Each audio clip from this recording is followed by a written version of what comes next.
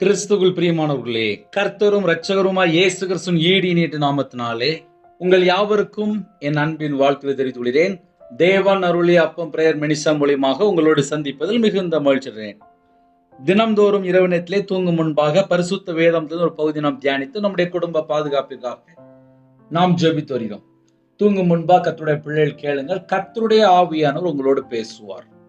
எரேமியா 4 அதிகாரம் 1-2 ஆகிய வசனங்களிலே, இஸ்ரவேலே, நீ மனம் திரும்புவதற்கு மனதாயிருந்தால் என்னிடத்தில் திரும்பு என்று கர்த்தர் சொல்கிறார். நீ உன் அருவருப்புகளை என் பார்வை நின்று அகற்றிவிட்டால் நீ இனி அலைந்து திரிவதில்லை. நீ உண்மையோடும் நியாயத்தோடும் நீதியோடும் கர்த்தருடைய ஜீவனை கொண்டு ஆணையிடுவாய். புறஜாதிகளும் அவருக்குள் ஆசீர்வதிக்கப்பட்டு அவருக்குள் மேன்மை பாராட்டுவார்கள். ஹல்லேலூயா. நீ உண்மையோடும் நியாயத்தோடும் நீதியோடும் கர்த்தருடைய ஜீவனை கொண்டு ஆணையிடுவாய். அப்ப 24 மணி நேரம் நம்மளுடைய வாழ்க்கை எப்படி இருந்தால் ஆசீர்வாதம். நீ உண்மையோடும் நியாயத்தோடும் நீதியோடும். அப்ப 24 மணி நேரம் வாழ்க்கையிலே உண்மை, 24 மணி நேரம் வாழ்க்கையிலே நியாயம், 24 மணி நேரம் வாழ்க்கையிலே நீதி. இது ஒரு மனுஷனுடைய வாழ்க்கையில இருக்குமானால் அவங்க யாருக்கு ஜெபிக்கிறாங்களோ அந்த குடும்பமும் ஆசீர்வதிக்கப்படும், அவங்க வாழ்க்கையும் நல்லா இருக்கும். கர்த்தருடைய ஜீவனை கொண்டு ஆணையிடுவாய். புற ஜாதிகளும் அவருக்குள் ஆசீர்வதிக்கப்பட்டு. கர்த்தருடைய ஜீவனை கொண்டு ஆணையிடும் போது புற ஜாதிகளும் அவருக்குள் ஆசீர்வதிக்கப்பட்டு அவருக்குள் மேன்மை பாராட்டுவார்கள். அப்ப புற ஜாதிகளும் ஆசீர்வதிக்கப்பட்டு, புற ஜாதிகளும் கிறிஸ்துவுக்குள் ஆசீர்வதிக்கப்பட்டு. அப்ப ஜெபிக்கிற பிள்ளைகள் எப்படி இருக்கணும், அதுதான் முதல் பாயிண்ட். ஏன்னா நிறைய குடும்பத்திலே நம்ம டெய்லி நைட்டு செய்தி பேசுறோம், மனம் திரும்புற செய்தி பேசுறோம், எப்படி பாவத்துல இருந்து மனம் திரும்பணும் எல்லாம் பேசிட்டு இருக்கோம். இன்னைக்கு கொஞ்சம் சற்று வித்தியாசமா இருக்கும். ஐயா, நான் மற்றவங்களுக்காக ஜெபிக்க போறேன், என் வாழ்க்கை முதல்ல உண்மையா இருக்கணும், என் இருதயத்தை தேவன் பார்ப்பாரு. நான் நியாயமா இருக்கனா அநியாயமா இருக்கனா தேவன் பார்ப்பாரு. நான் நீதியை பின்பற்றனா அநியாயமா இருக்கிறேனா தேவன் பார்ப்பாரு. நான் தேவனுக்கு பிரியமானபடி வாழ்ந்துட்டு முழங்கால் போட்டு ஜெபிக்கும் போது என் ஜெபத்துக்கு பதில் வரும். நீ உண்மையோடும் நியாயத்தோடும். இன்னைக்கு நிறைய குடும்பத்துல எது இல்லை அப்படின்னா உண்மையே இல்லை. இதுதான் ஒரு வேதனையான விஷயம். என்ன பிரதர் இப்படி சொல்லிவிட்டீங்க? உள்ளதான் சொல்லிட்டு இருக்கேன்ப்பா. மனைவி தெரியாம, புருஷனுக்கு தெரியாம எத்தனை குடும்பம் உண்மையே இல்லை. உண்மை இல்லை, உள்ளது சொல்றேன். நிறைய வீட்டில் வாயை திறந்த உண்மை இல்லை, உண்மை இல்லை. நீங்க வேணா செக் பண்ணி பார்க்கலாம். நான்லாம் வியாபாரத்தில் இருக்கும்போது உண்மையாலாம் இல்லை. மனைவி தெரியாம இஷ்டம் போல நல்ல கடன் வாங்கி கர்த்தரை விட்டு நல்ல தள்ளி போய் விற்கிறதுக்கும் மாந்திரியத்துக்கும் மனுஷனை நம்பி பணம் கொடுத்து வாழ்ந்துட்டு இருந்தேன். எல்லாம் மனைவிட்ட சொல்ல மாட்டேன், அம்மாட்டையும் சொல்ல மாட்டேன். ஆனால் கடனில் கஷ்டப்பட்டதுக்கப்புறம், எல்லாம் நஷ்டப்பட்டதுக்கப்புறம் எனக்கு இத்தனை லட்ச ரூபா கடன் இருக்கு அப்படின்னு இப்போ பார்த்தா புலம்பிட்டு இருக்கேன். எனக்கு 1/2 கோடி ரூபா கடன் இருந்துச்சு, நஷ்டப்பட்டேன், நடு ரோட்டுக்கு வந்தேன், மாந்திரியத்துக்கு பணம் கொடுத்தேன், விற்கிறதுக்கு பணம் கொடுத்தேன் சொல்லி இப்போ புலம்பிட்டு இருக்கேன். இதெல்லாம் ஏன் உங்களுக்கு சொல்கிறேன் அப்படின்னா, ஒரு விஷயத்தை செய்கிறதுக்கு முன்னாடி வீட்டில் குடும்பமாக பேசி, அது வீடு கட்டுற காரியமாக இருக்கலாம், திருமண காரியமாக இருக்கலாம், இல்லை ஒரு கடன் பிரச்சனையாக இருக்கலாம், குடும்ப பிரச்சனையாக இருக்கலாம், வாழ்க்கை பிரச்சனையாக இருக்கலாம், இல்லை வேலையில் உள்ள பிரச்சனையாக இருக்கலாம். எதுவாக இருந்தாலும் கணவன் மனைவிக்குள்ள, இல்லை பிள்ளைகள் அம்மா அப்பாட்ட கேட்கணும், பையன் அம்மாட்டையோ அப்பாட்டையோ கேட்கணும். கேட்டால் தானே அந்த குடும்பம் நல்லாயிருக்கும். இல்லை நீங்கள் போகிற சர்ச்சு பாஸ்டர், போதகர், அவங்கள்ட்ட போய் ஆலோசனை கேட்கலாம். கையில் பைபிள் எடுத்து வாசித்தாலே ஆவியானவர் உங்களுக்கு கற்றுத் தருவார். நம்ம வாழ்க்கையில் எங்கெல்லாம் கர்த்தரை விட்டு தள்ளி போகிறோம் எல்லாமே ஆவியானவர் டீச் பண்ணுவார். நான் 11 வயசில் வேலைக்கு போனாள், அதனால் வேலை செய்கிற அனுபவம் தான் ஜாஸ்தி. கையில் பைபிள் எடுத்து வாசிக்கும்போது ஒரு 8 மணி நேரம் உட்காந்து வாசிக்க ஆரம்பித்தேன். ஏன்னா வியாபாரத்தில் நஷ்டம், எல்லாரை போல் வேகமாக வாசிக்க தெரியாது. நிதானமாக நிப்பாட்டி எழுத்து கூட்டி ஸ்பெல்லிங் மிஸ்டேக் இருக்கும். அப்போது ரொம்ப பொறுமையாக வாசிக்க ஆரம்பித்தேன். கையில் பைபிள் எடுத்து வாசிக்கும்போது தெரிஞ்சது, என் வாழ்க்கையை கர்த்தருக்கு பிரியமானபடி இல்லை அப்படின்னு சொல்லி முதல்ல நான் புரிஞ்சுக்கிட்டேன். அப்போ கர்த்தருக்கு பிரியமானபடி வாழணும் அப்படின்னா என்ன செய்யணும்? நான் எதுலலாம் மனம் திரும்பணும், எதுலலாம் சீர் பொருந்தணும், எதுலலாம் குணப்படணும், இதெல்லாம் என் வாழ்க்கையில் உள்ள காரியங்கள் அப்படியே நான் உங்களுக்கு ஆன்லைன் மூலிமா பேசிகிட்டு இருக்கேன். அப்போ ஒரு மனுஷன் மனம் திரும்பி குணப்படும் போது அந்த குடும்பம் ஆசீர்வாதமாக இருக்குது. இன்றைக்கி கர்த்தருடைய கிருபையினாலே எனக்கு ஒரு குடும்பம் இருக்குது. எனக்காக ஜெபித்து கொள்ளுங்கள். ஆன்லைன் மூலிமா தேவனார்களே அப்போ மினிஸ்டர் மூலிமா யாரெல்லாம் கேட்குறீங்களோ என் குடும்பத்துக்காக ஜெபித்து கொள்ளுங்கள். அப்போது இரவு நேரத்தில் இன்றைக்கி என்ன செய்தி அப்படின்னா, ஒரு குடும்பம் இருந்துச்சுன்னா உண்மை இருக்கணும். ஏன் புருஷன் பொண்டாட்டிக்குள்ளே டைவர்ஸ் வருது, ஏன் சண்டை போடுறாங்க, ஏன் கெட்ட வார்த்தை பேசுகிறாங்க, ஏன் வீட்டுக்குள்ளே தனித்தனியாக போய் படுக்கிறாங்க, ஏன் குடும்பத்துக்குள்ளே பேச்சுவார்த்தை இல்லாமல் இருக்குது, உண்மையாக இருக்காது. சரி, இந்த உண்மை அப்படின்னா அதில் நிறைய பாயிண்ட் இருக்குது. சில தாய்மார்கள் பகலில் வீட்டில் தான் இருப்பாங்க. பகல் நேரத்தில் ஃபுல்லாக நல்லா நாடகம் பார்க்குறது, செல்ஃபோன் பார்க்குறது, அப்புறம் ஃப்ரெண்டுகிட்ட பேசுகிறது, அப்புறம் அம்மாட்ட பேசுகிறது, நேரத்தை ஃபுல்லாக வேஸ்ட் பண்ணிடுவாங்க. அப்புறம் நைட் நேரத்தில் வீட்டில் வந்ததுக்கப்புறம் போய் சமையல் வேலை பார்த்துட்ருப்பாங்க. கணவர் வந்தால் கணவர்கிட்ட உட்காந்து பேச மாட்டாங்க. அவங்க பார்த்தா டிவி ஆன் பண்ணிவிட்டு வீட்டில் படமும் நாடகமும் ஓடிட்டுருக்கும். நேரத்தை நம்ம எங்கெல்லாம் வேஸ்ட்டு பண்ணுறோம்? பகலில் தேவன் நமக்கு நிறைய நேரம் கொடுத்துருப்பார். நிறைய தாய்மார்கள் வீட்டில் இருப்பீங்க. பகலில் என்னென்ன வேலை செய்யணுமோ செஞ்சு முடிச்சிடணும். குடும்ப தலைவர் நைட்டு வீட்டுக்கு வரும்போது எல்லாமே வீட்டில் ஆயத்தமாக இருக்கணும். அப்போ தான் கணவர் கூட உட்காந்து பேச முடியும், அம்மா அப்பா கூட உட்காந்து பேச முடியும், வயசான பாட்டிமார்கிட்ட உட்காந்து பேச முடியும். இந்த கடைசி காலத்தில் பேசுகிறதுக்கு ஆள் இல்லை. ஆனால் செல்ஃபோனில் வேறு யார்கிட்டையோ ஃபோன்லேயே பேசிகிட்டு இருக்காங்க. அது தப்பு. வீட்டுக்குள்ளே இருக்கிற 4 நபர், 5 நபர், 6 நபர், 3 பேரா 2 பேரா, முதல்ல குடும்பத்துக்குள்ளே சமாதானமாக இருக்கிறீங்களா? உண்மை அப்படின்னாலே வீட்டுக்குள்ளே முதல்ல எல்லாரும் எப்படி இருக்கிறீங்க? சந்தோஷமாக இருக்கிறீங்களா? செல்ஃபோன் அப்படின்னா வீட்டுக்குள்ளே வந்ததுக்கப்புறம் தேவையில்லைன்னா ஃபோனை எங்கேயாவது பீரோவில் தூக்கி பூட்டி வச்சுருங்க. நிறைய குடும்பத்தில் செல்ஃபோன்னாலே வம்பாக போயிட்டுருக்காங்க. பைபிள் வசனம் ஞாபகத்தில் இல்லை, படித்த படிப்பெலாம் மறந்து போயிடுது. செல்ஃபோனை பார்த்து பைத்தியக்கார மாதிரி மன அழுத்தத்தில், டிப்ரெஷனில், ஒரு போதை அடிமையோட 10 மடங்கு கூட இருக்குது. இந்த செல்ஃபோன் எப்படி இருக்குது அப்படின்னா, தண்ணி அடித்தா கூட 2 மணி நேரத்தில் 3 மணி நேரத்தில் இறங்கிட்டு அப்படிம்பா. ஆனால் செல்ஃபோன் பார்த்து பைத்தியக்கார மாதிரி இருக்கான். காலேஜ் படிக்கிற பையன், செகண்ட் இயர், ஒரு 2 மாதமாக காலேஜ் போகவே இல்லையா. அப்பா கிடையாது. கல்யாணம் முடிஞ்ச ஒரு 3 மாதத்தில் அப்பா விட்டுட்டு போயிட்டாரான். அந்த அம்மா டீச்சர். அவங்க என்ன பண்ணியிருக்காங்க, 2வது கல்யாணம் முடிக்காமல் அப்போவுமே மாசமாக இருந்திருக்காங்க. இந்த பையனை கஷ்டப்பட்டு வளர்த்துருக்காங்க. ஏன்னா டீச்சர், எவ்வளோ நிந்தைகள், அவமானங்கள், எவ்வளோ கஷ்டப்பட்டு வளர்த்துருக்காங்க.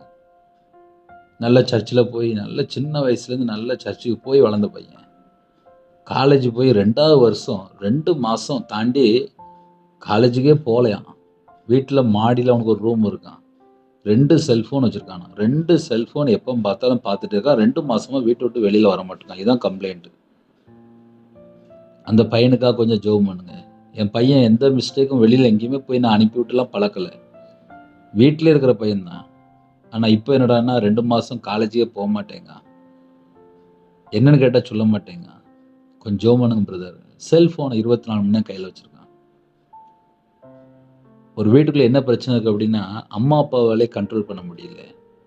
வாலிப பிள்ளைகள் முழங்கால் நின்று ஜெபிக்குதா, தேவனை தேடுதா? வீட்டுக்குள்ளே உங்கள் கண்ணு முன்னாடி பிள்ளைகள் பைபிள் வாசிக்குதா? வீட்டில் கணவன் மனைவி கையில் பைபிள் எடுத்து வாசிக்கிறீங்களா? குடும்பமாக பாட்டு படித்து ஜெபிக்கிறீங்களா? தேவனை தேடுறீங்களா? தேவனை தேட ஆரம்பிச்சாச்சுனாலே ஒரு மனுஷன் உண்மையாக மாறிடுவான். என் வாழ்க்கையில் அப்படி தான் நடந்துச்சு. நான் தேவனை தேட ஆரம்பித்தேன். எனக்கே தெரியாமல் ஆட்டோமேட்டிக்காக என்கிட்ட உள்ள பழைய சுபாவங்கள், பழைய எண்ணங்கள், பழைய காரியங்கள் இதெல்லாம் மாற ஆரம்பிச்சது. அப்போ நான் எப்போ கிறிஸ்துவுக்குள்ளே நான் வந்தேன் அப்படின்னு சொல்லி பார்க்கும்போது, நான் பேசாமல் ஃப்ரீயாக இருக்கும்போது நல்ல கலர் கலராக ஸ்கெட்ச் வச்சுருப்பேன். அந்த மார்க்கர் அப்படிம்பாங்க, ஹைலைட்டர். அந்த ஹைலைட்டர் நிறைய வாங்கி வச்சுருப்பேன். Pink, orange, green, Bible Korea பிரிண்ட்ல அந்த பைபிள் வாங்கி வச்சிருப்பேன். அதில் அழகாக உட்காந்து பைபிள் வாசித்து என் கூட எந்த வசனத்தில் ஆவியானவர் பேசுகிறாரோ அதுக்கு ஒரு கலர் கொடுத்து அதில் டேட் போட்டு என் கூட என்ன பேசினாரோ அதை அப்படியே அழகாக பைபிள் எழுதி வச்சுருப்பேன். இது எதுக்கு நான் உங்களுக்கு சொல்கிறேன் அப்படின்னா, வேதத்தை நேசிக்க ஆரம்பித்தேன், உண்மையாக வாழணும் அப்படின்னு சொல்லி ஆசைப்பட்டேன். இன்றைக்கி நிறையவருடைய வாழ்க்கையில் உண்மையாக வாழணும்னு சொல்லி ஆசைப்பட மாட்டுக்காங்க. அதனால தான் சத்துரு தொடர்றான். ஒருவேளை இந்த செய்தி யாராவது கேட்டு ஆனால் நாங்களும் உண்மையாக இருக்கிறோம்னே அப்படின்னா உங்கள் வாழ்க்கை ஆசீர்வதிக்கப்படும். நீங்கள் யாருக்காக ஜெபிக்கிறீங்களோ அந்த குடும்பமும் ஆசீர்வதிக்கப்படும். வசனம் அப்படிதான் அழகாக தெளிவாக எழுதப்பட்டிருக்கு. நீங்கள் உண்மையோடும் நியாயத்தோடும் நீதியோடும் கர்த்தருடைய ஜீவனை கொண்டு ஆணையிடுவாய். அப்போ கர்த்தருடைய ஜீவனை கொண்டு ஒரு மனுஷன் ஆணையிடணும் அப்படின்னா அவங்க எந்த அளவுக்கு குவாலிட்டி கூட இருக்கணும். எலியானுடைய வாழ்க்கையில் கர்த்தருடைய ஜீவனை கொண்டு அப்படின்னாரு. கர்த்தருடைய ஜீவனை கொண்டு அப்படின்னாலே கர்த்தருக்கு முன்பாக நிற்கிற ஒரு நபரா இருப்பாங்க. தேவனுடைய சமூகத்திலே இருக்கிற ஒரு நபரா இருப்பாங்க. தேவனுடைய சமூகத்திலே நிற்கிற ஒரு நபருக்கு குவாலிட்டி என்ன அப்படின்னா உண்மை, நியாயம், நீதி. இப்ப நம்ம யோசிச்சு பார்க்கலாம். நம்ம கர்த்தருக்கு முன்னோக்கிட்டு இருக்கும்போது நம்ம வாழ்க்கையில உண்மை இருக்கும், நியாயம் இருக்கும், நீதி இருக்கும். ஏன்னா கர்த்தருடைய சமூகத்துல இருக்கிற பிள்ளைகளா இருக்கும். அப்போ ஆன்லைன் மூலியமா ஒரு செய்தி அனுப்பும்போது 2 விதமான ஜனங்கள் இருப்பீங்க. ஆப்போசிட். பரிசுத்தமா வாழ்றவங்களும் இணைந்திருப்பீங்க. கர்த்தரை விட்டு தள்ளி போய் அசுத்தமா வாழ்ந்துட்டு இருப்பாங்க.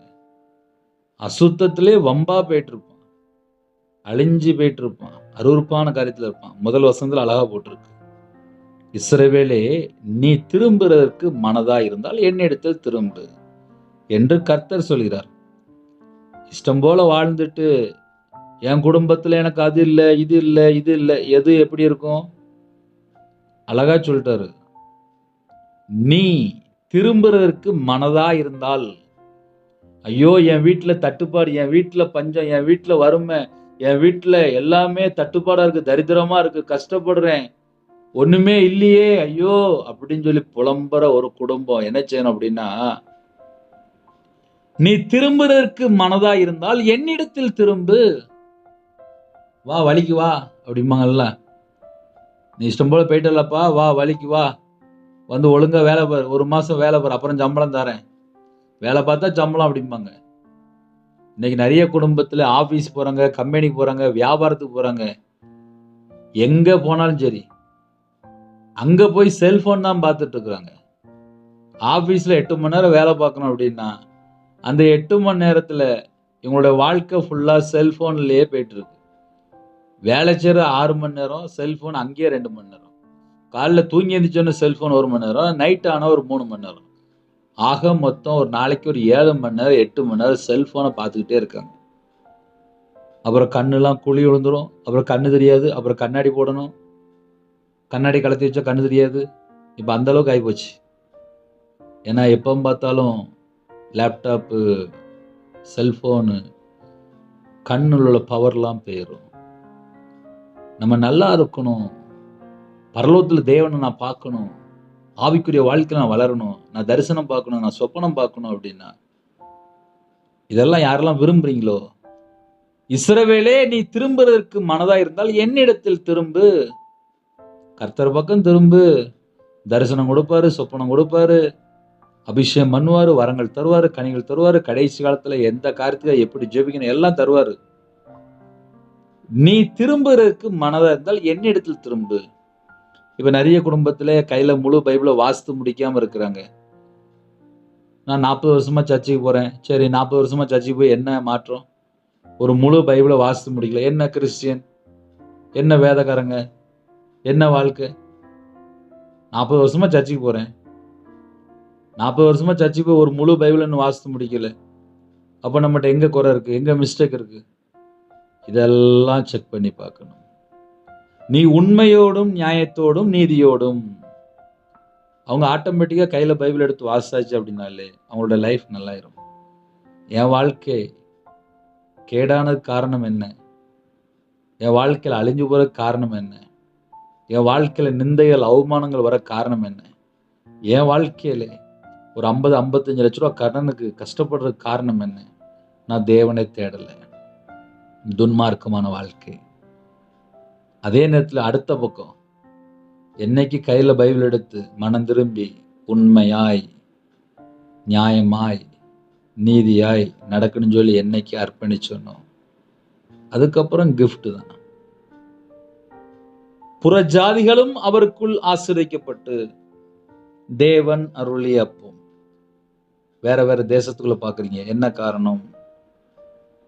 என் வாழ்க்கையில நான் எங்கெல்லாம் கர்த்தரை விட்டு தள்ளி போறனோ அதை தேவனோட சமூகத்துல போய் அர்ப்பணிச்சு உண்மையாய் மனம் திரும்பி நியாயத்தை செய்ய ஆரம்பிக்கும் போது, நீதியா நடக்கும்போது கர்த்தருடைய ஜீவனை கொண்டு ஆணையிடுவாய், அந்த கிஃப்ட் தருவார். புறஜாதிகளும் அவருக்குள் ஆசீர்வதிக்கப்பட்டு. ஏகப்பட்ட ஜெபக்குறிப்பு வரும்போது சில குடும்பத்திலே இப்படி நடந்துச்சு அப்படி நடந்துச்சு அப்படிம்பாங்க. ஒரு குடும்பம் கிறிஸ்துவுக்குள் வரணும், பரலோகத்துக்கு போய் சேரணும், அவ்வளவுதான். இங்க நம்ம சொத்து சம்பாதிச்சு ஒன்றும் கொண்டு போறது இல்லை. எல்லாரும் நினைப்பாங்க எப்படினாலும் வாழலாம், கிடையாது. கிறிஸ்துவ வாழ்க்கை என்பது ஒரு குவாலிட்டி. தேவனோடு தொடர்புடைய பிள்ளைகள், மனுஷனோடு கிடையாது. ஒரு குடும்பம், ரட்சிக்கப்பட்ட குடும்பம் தேவனோடு தொடர்பு கொள்றாங்க. புறஜாதிகளும் அவருக்குள் ஆசீர்வதிக்கப்பட்டு அவருக்குள் மேன்மை பாராட்டுவார்கள். அது எவ்வளவு பெரிய கிஃப்ட். அந்த கிஃப்ட் நம்ம வாழ்க்கையில வேண்டாமா? முதல் வசனத்திலே ஒரு ஹெவி கண்டென்ட் இருக்குல்ல. இஸ்ரவேலே, நீ திரும்புறதுக்கு மனதா இருந்தால் என்னிடத்தில் திரும்பு. ஒருவேளை நீ திரும்பணும்னு நினைக்கிறியாப்பா, என்கிட்ட வந்துரு. ஒருவேளை உன் மனசு என் பக்கம் வரணும் இருக்கா, என் பக்கம் வா அப்படிங்கிறது. நீ திரும்புறதுக்கு மனதா இருந்தால் அப்படிதான் சொல்றாரு, என்னிடத்தில் திரும்பு அப்படிங்கிறார். நீ உன் அருவருப்புகளை என் பார்வையின் என்று அகற்றிவிட்டால். அப்போ ஒரு குடும்பம் எதுல இருந்து மனம் திரும்பணும் அப்படின்னா, அருவருப்பான சில காரியங்கள் இருக்கும், அது வெளியே தெரியாது. இப்ப நம்ம கையில சோப்பு டப்ப மாதிரி செல்போன் இருக்குல்ல, வாலிப பையன், காலேஜ் படிக்கிற பிள்ளைகள், வேலைக்கு போற பிள்ளைகள் செல்போன்ல நல்ல படம் பார்க்கறது, நாடகம் பார்க்கறது, இது எல்லாமே இந்த கடைசி காலத்துல அதிகமாயிட்டே வருது.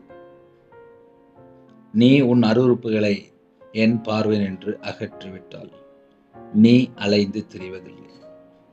ஒரு மனுஷனோட வாழ்க்கையில ஏன் அலைந்து திரிறான் அப்படின்னா, அருவருப்பான பாவங்கள் இருந்தால் அலைந்து திரிவான், அது தண்டனை.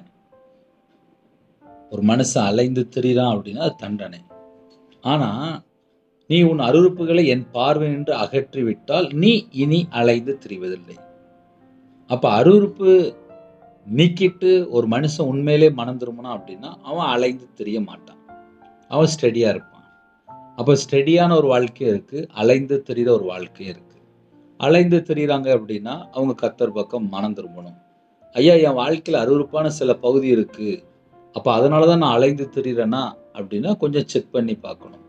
வாழ்க்கையில எங்கேயாவது அசுத்தமான காரியமோ, அருவருப்பான காரியமோ, வேசித்தனமோ, விக்கிரமோ, இல்ல கேடான காரியமோ, இல்ல விபச்சார காரியமோ, இல்ல துர்இச்சை, இல்ல காம விகாரம், இல்ல பொல்லாத ஏதாவது பாவத்துக்குள்ள, இல்ல ஓரின சேர்க்கை, எங்கேயாவது ஒரு மனுஷன் எதுலையாவது சிக்கிட்டு கிடப்பான், வெளியே தெரியாது. அதான் அருவருப்பு. அருவருப்பு அப்படின்னாலே ஒரு பெரிய செக்ஷன் வந்துடும். அப்ப அருவருப்புக்குள்ள ஒரு மனுஷன் எங்கெல்லாம் இருக்கிறானோ அவனோட வாழ்க்கையில் அதுல இருந்து மனம் திரும்பினா மட்டும்தான் நீ இனி அலைந்து திரிவதில்லை. ஹல்லேலூயா. ஒரு சின்ன ஜெபம் பண்ணி முடிக்க போறோம். இருக்கிற இடத்துல அப்படியே கண்களை மூடி நாம் ஜெபம் செய்வோம். அன்பின் கர்த்தாவே, நன்றியோடு துதிக்கிறோம், சொல்கிறோம்ப்பா. கர்த்தருடைய கரத்துல அர்ப்பணிக்கிறோம். எங்க வாழ்க்கையில எங்கெல்லாம் நாங்க கர்த்தரை விட்டு தள்ளி போயிருக்கிறோமோ எல்லா குறைகள் குற்றம் எல்லாவற்றையும் கர்த்தர் மன்னித்து இரவு நேரத்துல இன்பமான தூக்கம் தாங்க வரக்கூடிய காரியத்தை வெளிப்படுத்துங்க. தேவையில்லா சொப்பனங்கள் எல்லாவற்றையும் நீக்கி போட்டுருங்க. இந்த நாள் முழுதும் பாதுகாத்த கிருபைக்காக 1000 மடங்கு உமக்கு ஸ்தோத்திரம் ராஜா. சரீரத்துல பலவீனத்தோடு படுத்த படுக்கையில, ஹாஸ்பிட்டல், அவசர சிகிச்சையில எந்த நாட்டுக்குள்ள இருக்காங்களோ எல்லா குடும்பத்தையும் கர்த்தர் தொட்டு சுகமாக்கி தரணும். உம்முடைய தழும்புல கரத்தினால தொட்டு சுகமாக்கி தரணும். தேசத்துக்குள்ள யுத்தம் நடக்குப்போ அந்த யுத்தத்தை நிப்பாட்டுங்கப்பா. கர்த்தர் இறங்கி வாங்க. எந்த தேசத்துக்குள்ள யுத்தம் பண்ணிட்டு இருக்காங்களோ அந்த தேசத்துல கர்த்தர் பேசுங்க, உங்க பிள்ளைகளோட பேசுங்க. கர்த்தர் பேசி அப்பா யுத்தத்தை நிப்பாட்டுங்க. எல்லா தேசத்துலயும் சமாதானத்தை தாங்க. நைட் நேரத்தில் ஒரு இன்பமான தூக்கம் தாங்க. வரக்கூடிய காரியத்தை வெளிப்படுத்துங்க.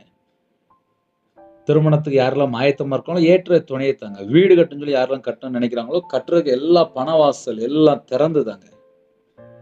கற்பதனையா ஜீவிரம் கத்தரே மனம் இறங்கி பிள்ளைகளை ஆசிரியங்க. மாசமா இருக்காங்க ஆசிரியங்க. டெலிவரி போறாங்க கத்தர் கூட நார்மல் டெலிவரி ஆகிட்டாங்க. திருமண தேவைக்கா ஜீவிரம் எல்லா விதமான வாசல் இயேசு கிறிஸ்து நாமத்தை திறக்கப்படட்டும். சிறுபிள்ளை முதல் கொண்டு முதியோர் எல்லா குடும்பத்துக்கு கத்தர் வேலை அடைத்து ஆசீர்வதிங்க. அப்பத்தின் தண்ணீர் ஆசிரியங்க. குறைகள் குற்றங்கள் எதுவாக இருந்தாலும் மன்னித்து ஆசிரியங்க. நைட் ஷிஃப்ட்ல இருக்காங்க, நைட் நேரத்தில் வேலைக்கு போறாங்க, பஸ்ல போறாங்க, கார்ல போறாங்க, ட்ரெயின்ல போறாங்க, ஃபிளைட்ல போறாங்க, எல்லா குடும்பத்துக்கும் எல்லா விதமான பாதுகாப்பு தாங்க. கோர்ட்டு கேஸ் சொல்லி போயிட்டு இருக்காங்கப்பா. எல்லாவற்றையும் முடித்து பிள்ளைகள் சமாதானமா இருக்கணும். பிரிந்த குடும்பங்கள் இணைந்து வாழணும். எக்ஸாம் எழுதுற பிள்ளைகள் அப்பா நல்ல எக்ஸாம்ல பாஸ் ஆகணும். கத்த கிருபை செய்யுங்க.